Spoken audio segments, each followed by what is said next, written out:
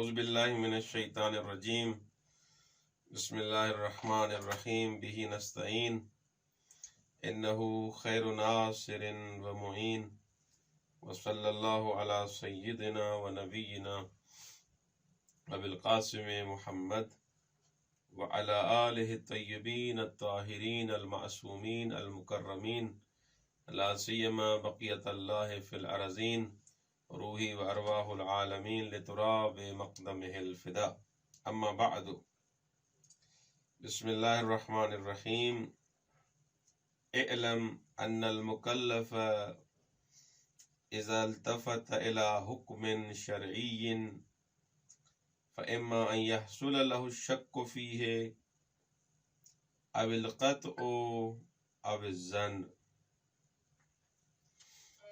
رسائل میں ہماری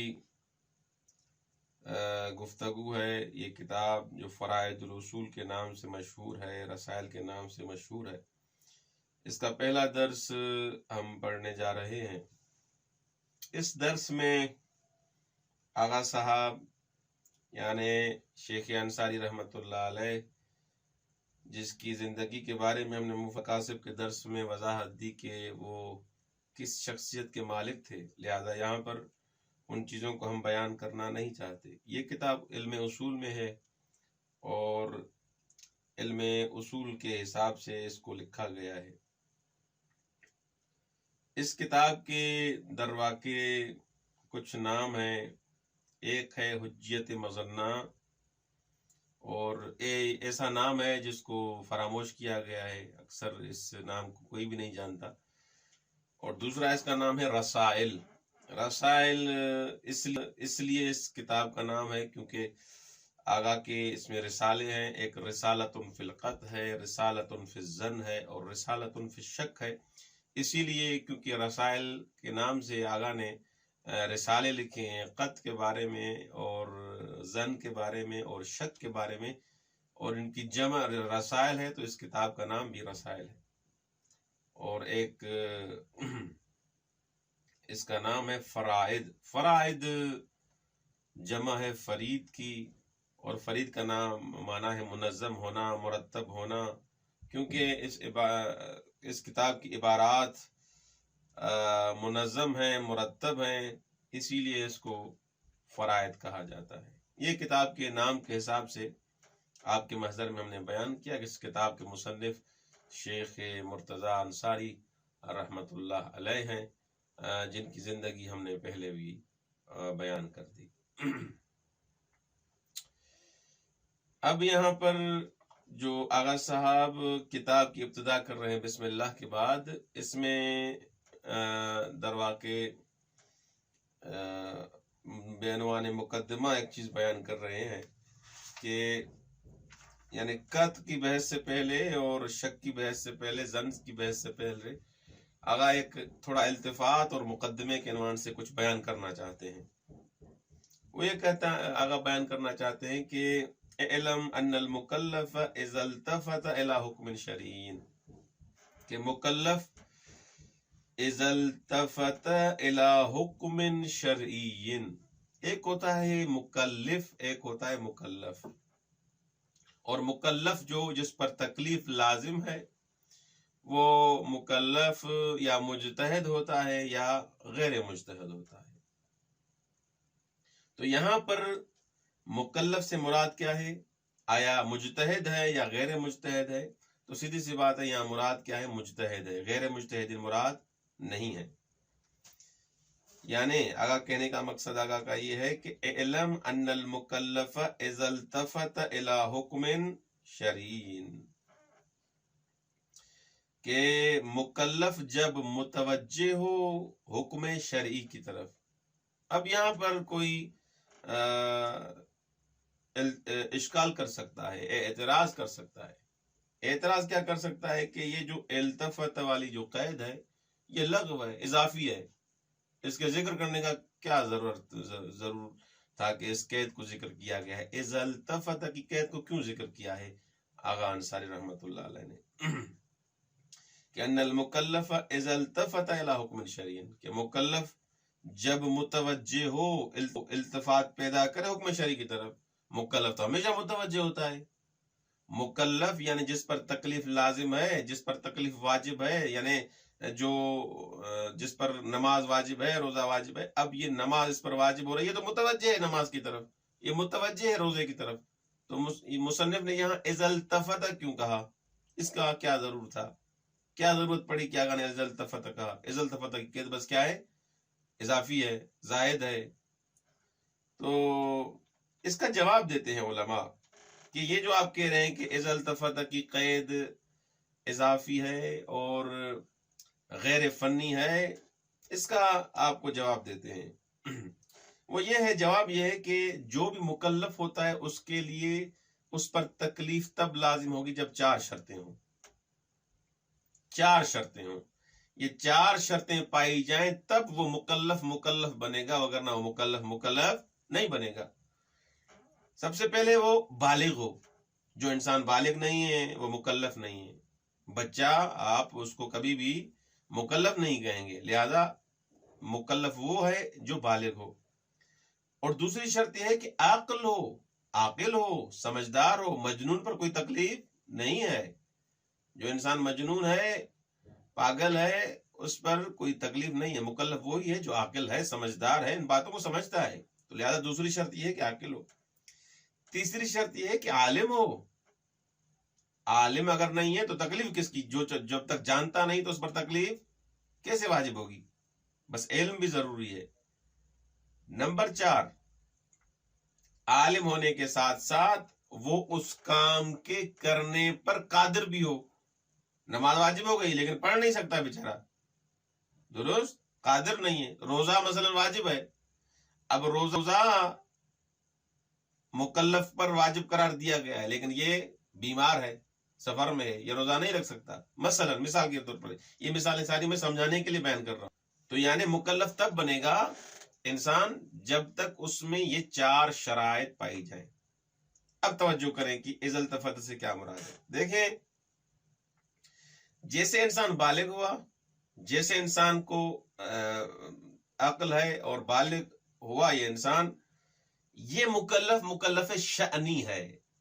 مکلف کی 2 قسمیں، ایک مکلف شأنی، ایک مکلف فعلی. جو مکلف شأنی ہے وہ تو مکلف بن جائے گا جیسے ہی بالغ ہوا، جیسے ہی عاقل بنا. لیکن اس کی تکلیف فعلی تب ہوگی، اس پر یہ فعل تب لاگو ہوگا جب اس چیز کا علم پیدا کرے گا، جب اس چیز پر قدرت حاصل کرے گا. اگر قدرت نہیں ہے، عدت نہیں ہے، اس چیز کا علم نہیں ہے تو مکلف نہیں بنے گا.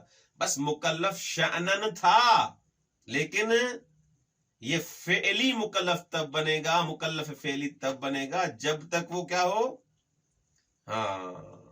جب تک اس چیز کی طرف کیا ہو، اس پر قدرت حاصل کرے. تو اس حساب سے مکلف فعلی یعنی البالغ العاقل القادر الملتفت. مکلف فعلی سے کیا مراد ہے؟ ایسا بالغ، ایسا عاقل جو قدرت رکھے، جو قدرت رکھے. اگر قدرت نہیں ہوگی، غافل ہے، قدرت ہی نہیں ہے، تو اس پر یہ تکلیف فعلی نہیں ہوگی. اچھا، اذا التفت بس کیوں کہا؟ اذا التفت اسی لیے کہا کہ اگر متوجہ نہیں ہوگا اس فعل کی طرف، اس حکم کی طرف، تو اس پر اصلا تکلیف لاگو نہیں ہوگی. جیسے ہی ملتفت ہوا، جیسے ہی متوجہ ہوا، اس کی تکلیف کیا ہو جائے گی؟ فعلی ہو جائے گی. العاقل القادر الملتفت، العاقل القادر الملتفت، وہ عاقل، وہ قادر جو ملتفت ہے، متوجہ، تب اس کی تکلیف کیا ہوگی؟ فعلی ہوگی، ورنہ اس کی تکلیف کیا شأنی ہے ابھی تک.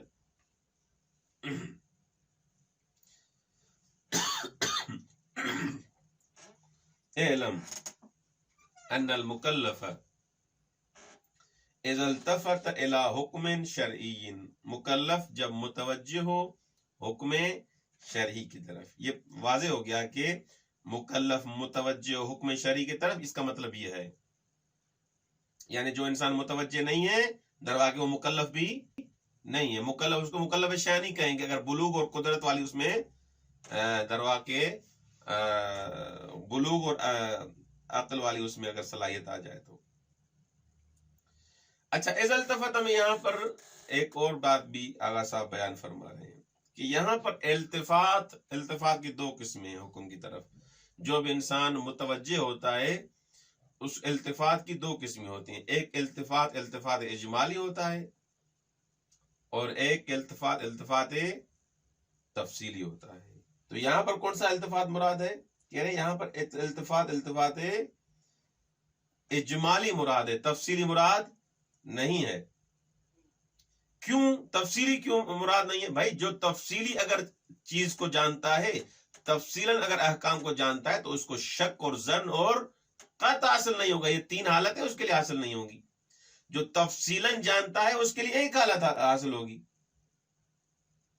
درست؟ بس جو حالت اجمال ہے اس کی وجہ سے تین حالتیں حاصل ہوگی. یا اس کو قطع ہوگا، یا اس کو شک ہوگا، یا ظن ہوگا. تو بس یہاں پر شیخ کی مراد التفات سے کیا مراد ہے؟ التفات اجمالی مراد ہے، التفات تفصیلی مراد نہیں ہے.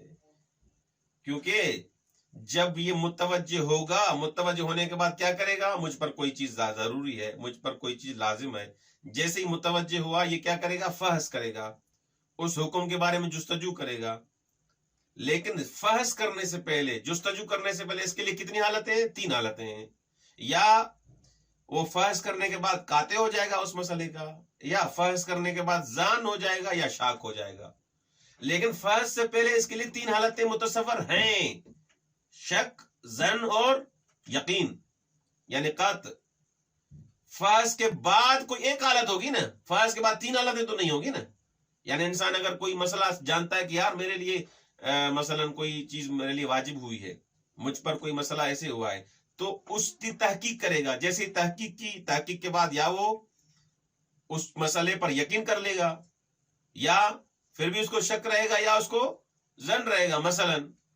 یعنی قبل تحقیق یہ تین حالتیں ہیں. لیکن تحقیق کرنے کے بعد تو ایک چیز رہے گی باقی، یا اس کو یقین ہو جائے گا یا عدم یقین ہو جائے گا. درست؟ اچھا بس التفات میں دو نقطے ہم نے بیان کیے کہ التفات اجمالی میں جو ہوتا ہے وہاں پر یہ تین حالتیں متصور ہیں. التفات تفصیلی میں فحص کرنے کے بعد یہ تین حالتیں متصور نہیں ہے. وہاں پر ایک ہی چیز ہوگی، یا قطع پیدا کرے گا، یا ظن پیدا کرے گا، یا شک پیدا کرے گا. والسلام.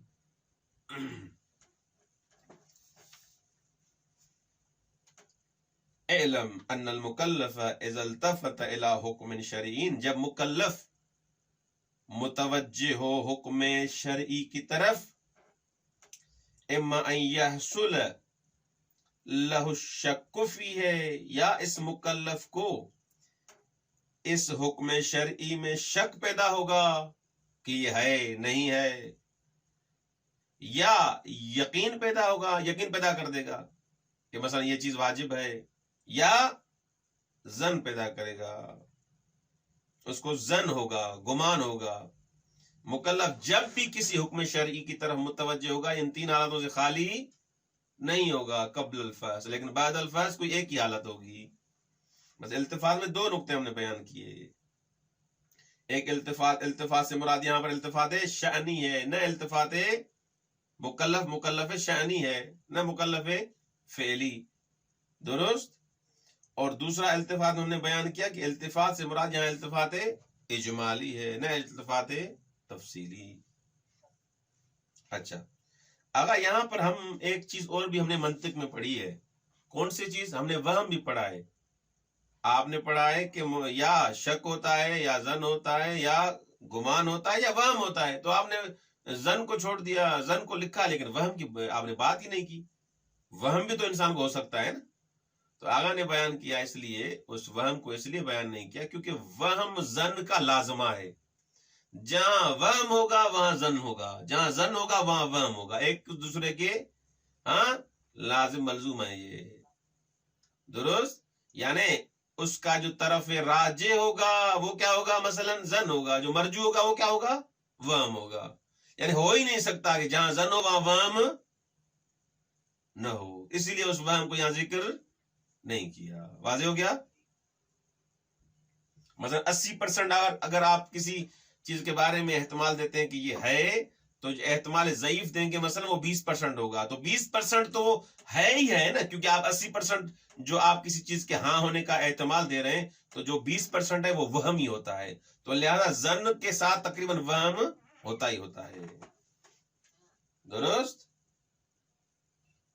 اچھا، جب یہ بات واضح ہو گئی، فَإِنْ حَصَلَ لَهُ الشَّكُّ فَالْمَرْجِعُ فِيهِ هِيَ الْقَوَاعِدُ الشَّرْعِيَّةُ.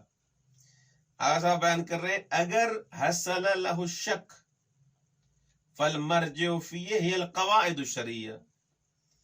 اب اگر شک حاصل ہو جائے، مجھے شک حاصل ہو، یعنی حصل لہ یعنی مکلف کو شک حاصل ہو، اس کو شک ہو کسی حکم شرعی میں، تو وہ کیا کرے؟ اس کا مرجع کیا ہے؟ کہاں رجوع کرے؟ کیا کرنا چاہیے اس کو؟ فالمرجع فیہ ہی القواعد الشرعیہ. اس کا مرجع کیا ہے؟ کہاں رجوع کرے گا؟ قواعد شرعیہ کے طرف رجوع کرے گا. الثابتۃ للشاق فی مقام العمل، ان قواعد شرعیہ کی طرف رجوع کرے گا جو مقام عمل میں کسی شاق کے لیے کیا ہیں؟ رکھے گئے ہیں. جو انسان شاک ہے، اس کو شک ہو، شک کے مرحلے میں ہو، اس کے لیے جو شریعت میں قاعدے قوانین رکھے گئے ہیں اس کی طرف رجوع کرے گا. بس اگر اس مکلف کو شک ہے تو وہاں اس شک کی حالت میں کہاں رجوع کرے گا؟ قواعد شرعیہ کی طرف رجوع کرے گا. یہ قواعد شرعیہ کون سے ہیں؟ یہ قواعد شرعیہ وہ ہیں جو شریعت نے ایک شک کرنے والے انسان کے لیے معین کیے ہیں کہ اگر آپ کو شک ہو تو ان قاعدوں کی طرف رجوع کرنا. اگر مولا کا حکم آپ کے لیے ثابت ہو جائے تو اس پہ عمل کریں گے. اگر ثابت نہ ہو، شک ہو، تو کیا کرے انسان؟ مجھے اگر پتا ہے نماز واجب ہے، ٹھیک ہے میں نماز پڑھوں گا. مجھے اگر پتا ہے کہ مثلا روزہ واجب ہے، میں روزہ رکھوں گا. لیکن جس چیز کے بارے میں مجھے پتا نہیں ہے کہ مثلا مثال کے طور پر نماز جمعہ میرے لیے واجب ہے ہاں یا واجب نہیں ہے، یا نماز ظہر واجب ہے، تو وہاں پر میں کیا کروں گا؟ جہاں پر مجھے شک ہے کہ یہ حکم میرے لیے واجب ہے یا واجب نہیں ہے، تو اس صورت میں آپ کیا کریں گے؟ تو اس شک کی صورت میں شریعت نے آپ کے لیے کچھ قاعدے اور قوانین جوڑے ہیں، کچھ قواعد منظم کیے ہیں جن کی طرف یہ شک کرنے والا مقام عمل میں کیا کرے گا؟ رجوع کرے گا. ان قوانین کو اصول کی اصطلاح میں اصول عملیہ کہا جاتا ہے. کیا کہا جاتا ہے؟ اصول عملیہ. احسنتم. اصول عملیہ کیوں کہا؟ کیونکہ یہ اصول علمیہ کے مقابلے میں ہے. کس کے مقابلے میں ہے؟ اصول. مثلا جو چیز آپ کو علم سے حاصل ہو جائے، جو قوانین آپ کو علمی حساب سے علمی فائدہ دیں، آپ کو علم ہو جن چیزوں کے لیے، ان کو اصول علمیہ کہا جاتا ہے. آیات سے، روایات سے جو مثلا چیزیں آپ کو حاصل ہوتی ہیں اور آپ کو یقین حاصل ہوتا ہے، ان کو اصول علمیہ کہا جاتا ہے. وہ وسیلہ علم ہے. لیکن عملیہ میں فقط آپ کو عمل کرنا ہے. آپ کو کیا کرنا ہے؟ عمل کرنا ہے. کہ بس نہیں جانتے تو یہ کرو، شک ہے تو یہ کرو، احتیاط کرو، تخیر کرو، استصحاب کرو. درست؟ بس ان کو وہ قواعد جو انسان کو شک کی حالت میں جن پر عمل کرنا ضروری ہے شرعاً، اور شریعت نے وہ قواعد اس پر لاگو کیے ہیں، ان قواعد کو اصول عملیہ کہا جاتا ہے. وَهِيَ مُنْحَصِرَةٌ فِي أَرْبَعَةٍ. ہاں یہ بات ہے. کہہ رہے ہیں کہ کتنے قاعدے ہیں؟ کہہ رہے ہیں 4 قاعدے ہیں. یہ 4 اصول ہیں. جب انسان شک کی حالت میں ہے تو یہ 4 حالتوں سے انسان خالی نہیں ہوگا. یہ 4 اصول ہیں انسان پر لاگو ہوں گے. جب بھی شک ہوگا تو 4 حالتوں سے انسان خالی نہیں ہوگا. کیوں؟ کیسے؟ وہ بیان کر رہے ہیں کہ لأن الشک، یہ جو شک ہے، اسی مکلف کو جو شک ہو رہا ہے، اما ان یلاحظ فیہ الحال سابق ام لا، یا تو اس شک میں جو جس چیز کے بارے میں شک کر رہا ہے اس میں حالت سابقہ کو ملاحظہ کرے گا، اس کا لحاظ کرے گا یا ام لا، حالت سابقہ کا لحاظ نہیں کرے گا۔ مثلا انسان وضو سے تھا، اب آیا کمرے میں، 2 گھنٹے گزر گئے، کچہری میں بیٹھا ہے، گپ شپ لگا رہا ہے، 2 گھنٹے گزر گئے، اب اس کو شک ہو رہا ہے کہ اب بھی میں وضو سے ہوں یا وضو سے نہیں ہوں۔ اب حالت سابقہ کا یہاں پر لحاظ کرے گا یا نہیں کرے گا؟ یعنی کیا؟ یعنی جانتا ہے کہ پہلے میں وضو سے تھا، اب میں وضو سے ہوں یا نہیں ہوں، تو یہاں حالت سابقہ کا ملاحظہ کر رہا ہے، اس کو متوجہ اس کی طرف ہے، یا حالت سابقہ کی طرف متوجہ نہیں ہے۔ کہہ رہے اگر حالت سابقہ کی طرف ناظر ہو شک کہ پہلے تو میں وضو سے تھا، اب وضو سے ہوں یا نہیں ہوں، تو اب حالت سابقہ کی طرف یہ متوجہ ہے کہ پہلے میں وضو سے تھا، اب میں وضو سے ہوں یا نہیں ہوں۔ اگر حالت سابقہ کی طرف متوجہ ہو تو اس کو کیا کہا جاتا ہے؟ استصحاب۔ درست؟ وعلی الثانی، اگر حالت سابقہ مد نظر شارع نہیں ہے، حالت سابقہ کی طرف متوجہ نہیں ہے، درست، چاہے وہ حالت سابقہ اس کی ہو یا نہ ہو، لیکن شارع کی مد نظر نہیں ہے، خوب، اس صورت میں کیا کریں گے؟ فَإِمَّا أَن يُمْكِنَ الْإِحْتِيَاطُ أَمْ لَا، اگر حالت سابقہ آپ ذہن میں نہیں رکھ رہے، شارع نے اس کو مد نظر نہیں رکھا، تو اس میں 2 صورتیں ہوں گی، پھر یا تو احتیاط اس میں ممکن ہے ام لا، یا احتیاط ممکن نہیں ہے، درست۔ وعلی الاول، یعنی جہاں پر احتیاط ممکن ہے اس کی پھر 2 قسمیں ہیں، جہاں پر احتیاط ممکن ہے اس کی پھر 2 قسمیں ہیں۔ کیسے؟ فَإِمَّا أَن يَكُونَ الشَّكُّ فِي التَّكْلِيفِ، جو آپ کو اگر احتیاط ممکن ہے تو یا تو شک تکلیف میں ہے، تکلیف میں یعنی کیا؟ یعنی یہ کام مجھ پر واجب ہے یا واجب نہیں ہے، اصلا تکلیف پہ شک ہے کہ مجھ پر واجب بھی ہے یا واجب نہیں ہے، درست، اس کو کیا کہا جاتا ہے؟ شک در تکلیف۔ بھائی اصلا اس پر پڑھنا واجب ہے یا واجب نہیں ہے؟ جب پڑھنا واجب ہے پھر آپ سوچیں گے نا کہ یہ یونیورسٹی جائے، مدرسے جائے، اب مثلا شاہ لطیف یونیورسٹی جائے، کراچی جائے، فلاں جائے، لیکن پڑھنا ہی اگر واجب نہیں ہے تو بات ہی اور ہو جائے گی۔ تو لہذا شک یا تکلیف میں ہے، تکلیف میں یعنی اس پر ذمہ داری ہے یا نہیں ہے، اس کو شک در تکلیف کہا جاتا ہے۔ فَإِمَّا أَن يَكُونَ الشَّكُّ فِي التَّكْلِيفِ، یا شک تکلیف میں ہے کہ آیا مجھ پر یہ چیز واجب ہے یا نہیں ہے، او فی المکلف بھی، یا شک تکلیف میں نہیں ہے، پتا ہے اس کو اس پر واجب ہے، اس کو پتا ہے یار مجھ پر واجب ہے، جمعے کے دن مجھ پر واجب ہے، لیکن یہ پتا نہیں لگ رہا کہ ظہر واجب ہے یا جمعہ واجب ہے، یہ پتا نہیں ہو رہا۔ مکلفن بھی میں آپ کو شک ہو رہا ہے، اصل تکلیف کا آپ کو پتا ہے، اصل تکلیف کو آپ کو جانتے ہیں کہ واجب تو ہے نماز مجھ پر، لیکن نمی تو نہ پتا نہیں ہے کہ یہ نماز ظہر واجب ہے یا نماز جمعہ واجب ہے، یعنی شک آپ کا مکلفن بھی میں ہے، متعلق میں شک ہے کہ یہ اس تکلیف کا متعلق کون سا ہے۔ واضح ہو گیا؟ اچھا، وعلی الاول، اگر احتیاط ممکن ہے، یا شک در تکلیف ہے یا شک فی المکلف بھی میں ہے۔ فالاول مجرى الاستصحاب، اگر شک کی تکلیف میں ہو، اول یعنی مجرى الاول سے مراد ہے یلاحظ فی الحالت السابقہ، او پہلی صورت جو بیان کی تھی، اب نام لے رہا ہے کہ یا انسان جو شک کر رہا ہے اس میں حالت سابقہ کو مد نظر رکھ رہا ہے، تو وہاں پر کیا ہوگا؟ مجرائے اصالت استصحاب ہے، وہاں استصحاب جاری کرے گا۔ مثلا انسان بیٹھا ہوا ہے، 2 گھنٹے 3 گھنٹے گزر گئے، پہلے وضو کیا تھا، اب شک کر رہا ہے کہ اب وضو سے ہوں یا وضو سے نہیں ہوں، تو کیا جاری کرے گا؟ اصالت استصحاب۔ بھائی تم اسی سے ہی نماز پڑھ سکتے ہو، اسی سے قرآن کی تلاوت اور ہاتھ لگا سکتے ہو، اصالت کیا کرے گا؟ اصالت استصحاب جاری کرے گا۔ वसानी वस मुमकिन न हो। वसालिसो मजरा असालतुल बरा, और तीसरी सूरत में क्या होगा, असालते बराअत जारी करेंगे।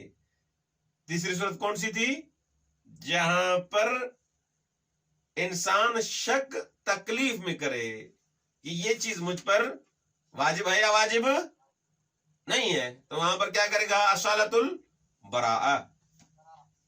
चौथी सूरत कौन सी रह गई, शक मुकल्लफ भी में हो, तो वहां पर मजरा कायदतुल एहतियात, यानी वहां पर जानता है कि मुझ पर तकलीफ है, लेकिन ये पता नहीं है कि नमाज ज़ोहर वाजिब है या नमाज जुमा वाजिब है। वहां पर क्या करेगा, दोनों पढ़ो बाबा, नमाज जुमा पढ़ के 4 रकात नमाज ज़ोहर भी एहतियातन पढ़ो। क्या पढ़ो, एहतियातन पढ़ो। तो बस 4 कायदे हैं यहां पर।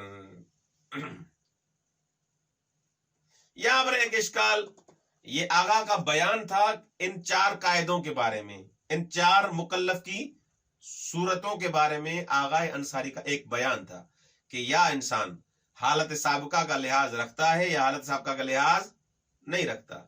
अगर हालत साबका का लिहाज रखता है तो इसको क्या कहा जाएगा, इस्तिसाब, दुरुस्त। और अगर नहीं रखता तो या एहतियात मुमकिन है या एहतियात मुमकिन नहीं है। और एहतियात अगर मुमकिन है तो शक तकलीफ में है या शक मुकल्लफ में है। अगर शक तकलीफ में है तो उसको वहां पर क्या करेंगे, असालते बराअत। मुकल्लफ भी में तो क्या, असालते एहतियात। आगा का एक और बयान भी है, इस पर ये करते हैं कि जहां भी एहतियात मुमकिन न हो वहां पर आप असालत तखीर जारी कर रहे हैं, चाहे शक असल तकलीफ में हो या शक मुकल्लफ भी में हो, जबकि कई ऐसे मोरिद हैं जहां पर एहतियात मुमकिन नहीं है, जबकि वहां पर असल तखीर भी नहीं है बल्कि असल बरात है। जैसे मसलन दौरान अम्र बैन अल वुजूब वल हुर्म वल इबाह, दौरान अम्र बैन अल वुजूब वल हुर्म वल इस्तिहबाब, दौरान अम्र बैन अल वुजूब वल हुर्म वल कराहा, दौरान अम्र बैन अल वुजूब वल हुर्म वल इबाह वल इस्तिसहाब। ये आगा का पहला बयान था। दूसरा बयान आगा का क्या है, यानी दूसरी दफा आगा ने बयान करके इस इश्काल को खत्म किया है। वो कौन सा है, अशक्कु इम्मा अन युलाहज़ फिल हालत साबिका। ये जो पढ़ा हमने, अब इसको दूसरे रंग में आगा बयान कर रहे हैं, दूसरे बयान से इसको बयान कर रहे हैं कि जिस चीज में आपको शक हो रहा है मुकल्लफ को, इसमें या हालत साबिका का लिहाज करेगा औ ला, या हालत साबिका का लिहाज नहीं करेगा। फल अव्वल मजरल इस्तिसाब, अगर हालत साबिका का लिहाज करेगा तो वहां क्या जारी होगा, क्या जारी करेगा, इस्तिसाब। वसानी यानी हालत साबिका का लिहाज नहीं कर रहा, या शक फी फिर तकलीफ, शक किसमें, तकलीफ में है, असले तकलीफ में है कि नमाज मुझ पर वाजिब है या वाजिब नहीं है, असले तकलीफ में, वहां पर क्या करेगा, खूब बरात। और ला, शक असले तकलीफ में नहीं है, फल अव्वलो मजरा असालतुल बरा, अगर शक तकलीफ में है तो बरात जारी करेगा। भाई अब मुझे शक है कि नमाज मुझ पर वाजिब है या नहीं, रोजा मुझ पर वाजिब है या नहीं, खुम्स मुझ पर वाजिब है या नहीं, तो ये बरी जिम्मा है, भाई तुम पर अभी तकलीफ ही वाजिब नहीं हो, तुम्हें शक है। लेकिन शक तकलीफ भी नहीं है, तकलीफ मुझ पर हो चुकी है, पता है कि नमाज वाजिब है, पता है वाजिब है, लेकिन क्या वाजिब है ये पता नहीं है। वसानी यानी जहां पर शक तकलीफ में नहीं है बल्कि शक क्या है, मुकल्लफ भी में है, इम्मा अन युमकिन एहतियात फी औला। अब मुकल्लफ भी में जो शक है मुझे, अब या उसमें एहतियात मुमकिन है या एहतियात मुमकिन नहीं है। फल अव्वल मजरा कायदतुल एहतियात, जहां पर एहतियात मुमकिन होगा वहां पर कायदा एहतियात जारी होगा। मसलन एहतियात मुमकिन है कि मुझे तकलीफ का पता है कि नमाज वाजिब है जुम्मे के दिन, लेकिन यह पता नहीं कि नमाज जुमा वाजिब है, नमाज जोहर वाजिब है, तो यहां पर एहतियात देखूंगा कि मैं अगर नमाज जोहर पढ़ूं और नमाज जुमा पढ़ूं, इकट्ठा पढ़ूं, पढ़ सकता हूं, हाँ पढ़ सकता हूं, एहतियात मुमकिन है। एहतियात मुमकिन है तो यहां पर इसको जोहर और जुमा दोनों पढ़ना पड़ेगा, दुरुस्त। अच्छा, या मतलब सफर पे इंसान गया है, पता नहीं इंसान को, नमाज तो इंसान पर वाजिब है, पता नहीं कि यहां पर नमाज मेरी कसर होगी या पूरी होगी, तो यहां पर क्या करेगा, एहतियात मुमकिन है या एहतियात मुमकिन नहीं, एहतियात मुमकिन है, कसर भी पढ़े और पूरी भी पढ़े। इस जगह को कहते हैं मजरा असालत एहतियात। वाज़ेह हो गया? यहां पर कायदे एहतियात जारी होगा। वसानी, जहां पर एहतियात मुमकिन नहीं है वहां पर क्या करेगा? तखीर है। मसलन एक चीज मुझ पर वाजिब है या हराम है, वाजिब है या हराम है, मुझे पता नहीं है, यहां पर आया दोनों को इकट्ठा कर सकता है, हराम भी अंजाम दे और वाजिब भी नहीं कर सकता, तो वहां पर कायदे तखीर जारी होगा। वाज़ेह हो गया? हाँ। वसानी, वसानी यानी ला युमकिनुल एहतियात फीह, जहां पर एहतियात मुमकिन नहीं है तो वहां पर आप क्या करेंगे? कायदे तखीर जारी करेंगे। वमा ज़करना हुवल मुख्तार फी मजारिल उसूल अर्बा, ये जो हमने बयान किया, आगा अंसारी फरमाते हैं, ये हमारा नजरिया था किसमें? उसूल अरबा कहां कहां जारी होते हैं, इस्तिसाब कहां होगा, एहतियात कहां होगी, बरात कहां जारी होगी और तखयीर कहां जारी होगी। वाज़ेह हो गया? ये नजरिया था, ये मुख्तार था किसका? आगाए अंसारी रहमतुल्लाह अलैह का।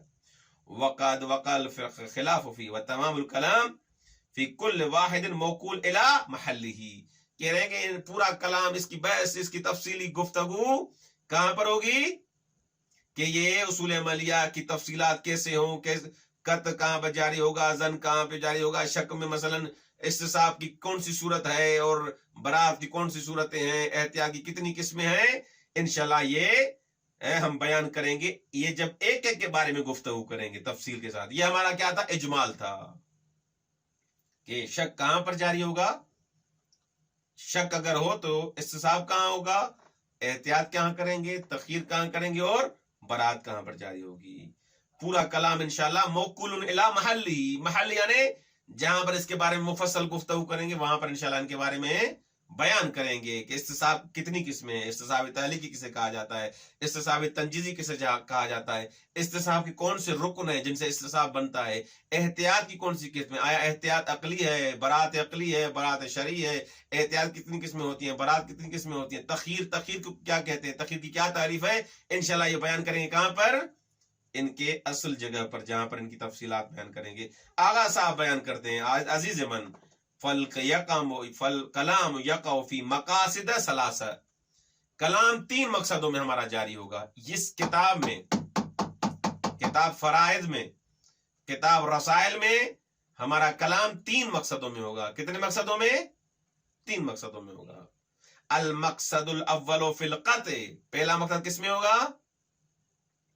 कत के बारे में होगा कि कत किसे कहा जाता है, कत तरीकी किसे कहते हैं, कत मौजूई किसे कहते हैं, इंशाल्लाह इसके बारे में बहस करेंगे। अल मकसदुस्सानी फी ज़न, दूसरा मकसद इस किताब का सेक्शन और कैटेगरी क्या है? जन के बारे में होगा कि जन कौन सा मोतबर है, कौन सा गैर मोतबर है, आया शरीयत में कोई जन मोतबर है या मोतबर नहीं है, मोतबर है तो उसको क्या करना चाहिए, गैर मोतबर है तो उसकी क्या अहमियत है। और तीसरा मकसद है शक के बारे में, कि इस किताब में इंशाल्लाह शक के बारे में बयान करेंगे कि शक क्या है, कहाँ होता है, कैसे होता है, उसकी कौन सी किस्में हैं। लेकिन एक खातिमा भी है, वह अमल खातिमतो फित ताअदुल व तराजी, और इस एक बहस का खात्मा भी होगा ताअदुल तराजी के नाम से, जैसे आपने कहां पढ़ा है? उसूल फिक्र में। इंशाल्लाह आराम आराम से कल से इस कत की बहस में हम वारिद होंगे कि कत की गुफ्तगू शुरू करेंगे। कत क्या है, आया कत की हुज्जत जाती है, जाती नहीं है, इंशाअल्लाह अज़ीज। फिर उसकी अक़साम, कत तरीके किसे कहते हैं, कत मौज़ूई किसे कहते हैं, आराम आराम से नबाज को लेके चलेंगे। वस्सलामु अलैकुम व रहमतुल्लाहि व बरकातुहू।